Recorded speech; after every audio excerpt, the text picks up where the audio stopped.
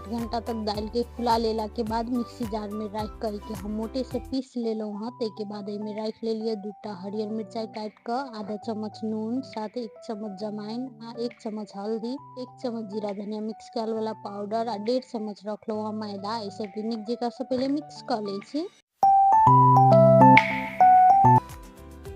एहिठाम हम एकटा लोहिया में राख लेलहुँ हँ सनफ्लावर तेल। तेल नीक से गरम भेला के बाद ई पकौड़ी के जे बैटर छै से हम कनी कनी कर राख लेलिए। साइज एतऽ अहाँ अपन पसंद अकॉर्डिंग छोट या नमहर राख सकै छी। 2 से 3 मिनट के बाद एके हम पलटा लेलहुँ हँ। एके अहिना उल्टबैत पलटबैत जब तक एकर गोल्डन ब्राउन में कलर भ जेतै ताबे तक हम एके पका लेब। देख सकै छी एकर कलर गोल्डन ब्राउन भ के पाकि चुकल छै। एके हम निकाल लेलहुँ हँ एकटा टिश्यू के ऊपर। साथ ही 2टा मिरचाई के सेम फ्राई क के राख लेलहुँ हँ।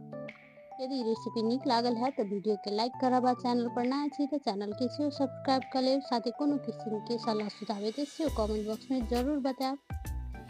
वीडियो लास्ट तक देखा के लेल सब गोटे के बहुत बहुत धन्यवाद। आब हम फेर से भेटै छी कोनो दोसर वीडियो में दोसर रेसिपी के साथ।